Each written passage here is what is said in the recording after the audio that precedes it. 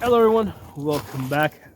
Two of my viewers messaged me and they said they wanted to get a closer look at these CVlife Bipods without the gun, because they said that the gun was it was basically preventing them from clearly seeing the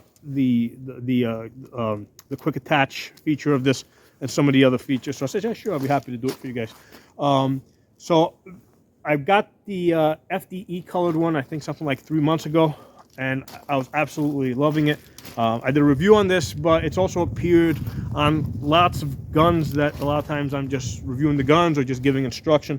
So this appears in a lot of guns, and this was working so great for me that I got the second one over here, the black one, okay? Let me give you guys a close-up, okay? And we'll talk about some of the great features of this that you normally don't, like, normally you have to spend more than just $45 to get a lot of these features, right? Because this is only $45. So first thing is that the quick attach, right? It's got this excellent quick attach, which is a tremendous advantage to me, because a lot of times I'm moving this from gun to gun, and I don't want to be messing with like Allen keys and trying to tighten it up. This quick attach is such a time saver.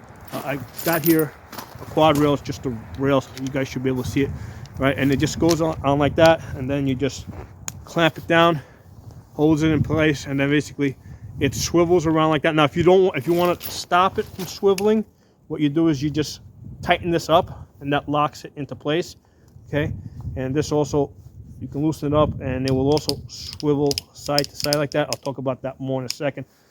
So this quick attach is like absolutely great. I love it. It sure beats messing with M-lock with the M-locks and the Allen screws, and you know, it's just, especially if you're out in the field and a lot of times you're dropping the Allen keys, especially on a bipod, this quick attach is the way to go. Now, they've actually improved it over the FDE one that I originally got, because this black one, if you look at the screw over here, it sticks out a little bit more, right? And it gives you like these little grooves here on the side, because you could fit an Allen key in there, but you don't really need to, because there's enough meat there that I can actually grab this and turn this with my finger. So now, so even though they give you the Allen key, now with this updated screw that sticks out on this side, you can just turn it with your hand. With the first one that I got, I was still doing the same thing, because most of the time I wasn't bothering with the Allen key, but it was a little bit shorter and a little bit too smoother, so it took a lot more effort to turn this with your hand. This black one is definitely better.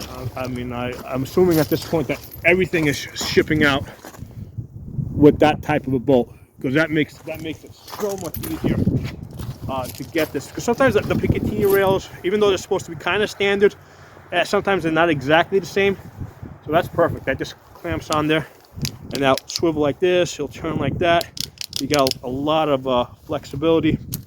Now, one of the concerns that I had when I first got this, the FDE one, right, because it is spring loaded in there. Give you guys a closer look. So you see how you got these springs there, which is really nice. I've seen in other designs, right, that I've used in the past, that a lot of times those springs, they fall out of position. In the 3 months I've had this, I mean, as long as you don't completely undo the screw, it's not going to come out. And I think I did take it apart. Actually, I don't remember. I don't remember if those are retained springs. Hold on, let me undo this. Try not to lose it. Hold on. Let me undo this. Yeah, I mean, the springs don't go flying out. So that's good, because that's going to decrease your chance of losing those springs. So yeah, because sometimes those springs, like when this thing, on some designs that are like, that have springs in there, if you sometimes if you're working this and you go too far, the springs just go like they just launch into orbit. Okay, so yeah, I haven't lost the springs yet, so that's good. Okay, so yeah, that was the only concern I originally had with the FDE one, and 3 months using this like almost every day, springs are still there, still working great. Okay, but yeah, they did improve this black one over here where the bolt sticks out a little bit more, and it's just a little bit easier. It's got like those little grooves over there. It's a little bit easier to grab with your finger and just turn it, and you'll never need to use the Allen key. So this swivels side to side, turns like that. Okay, it locks over here. So if you don't want that amount of movement, you just turn it here, and that locks it. Okay, and then the legs, the buttons over here, right? They pull down. You push that button, pull it down. I was pushing the wrong button. Yeah, you got to know which buttons to push. Okay, so that button right there, that releases it so it goes up. Okay, and this will push it. You can push this. So these will go either way. You can lift it up that way, or you can lift it up that way. So this has a lot of flexibility. Okay, and this is important because here's the thing. A lot of times when you get into a position, right, the first thing that you got to make sure is like you need to, because remember, a lot of times you're on uneven ground. You got to pick a position where you're relatively comfortable, because you can't lay on the ground, let's say, with a rock in the middle of your chest, right? So you find a position that's somewhat comfortable for you, and then the legs of the bipod are going to land wherever they land. Okay, so there might be a hole in the ground right there. There might be a rock there. So a lot of times what I end up doing is I end up having to lengthen one leg and shorten the other to match the ground. And that usually gets it almost perfect, right? Lengthening the leg on one side. But then what I'll do is I'll loosen this thing up a little bit, and then this will pivot just a little bit side to side, and that will get the gun perfect. Okay? And I usually have a bubble level on the gun, because you need your gun to be level. If it's canted left or right, and I did a separate video on that, if it's canted, that can shift your impact left or right 1 inch or even 2 inches at 100 yards. Okay? So the gun has to be upright, right, and level relative to gravity, not relative to the ground that you're shooting on. Okay, so that's why you need a bubble level, and that's why you need a flexible a flexible bipod that you can lift the legs, shorten them. Okay, and you can even because of the pivot, like sometimes let's say you have a rock here, you can rotate it a little bit this way. So this is really great for $45. I've already been using this FDE one for 3 months, and now I've got this one. I do not get paid by CVlife. I'm a full-time gun instructor. I make my money training people. Okay, and also most of the people that I train, they're beginners. Okay, they're people that are just getting into shooting, or maybe just getting into distance shooting. So they're usually on a tighter budget. And this is perfect for $45.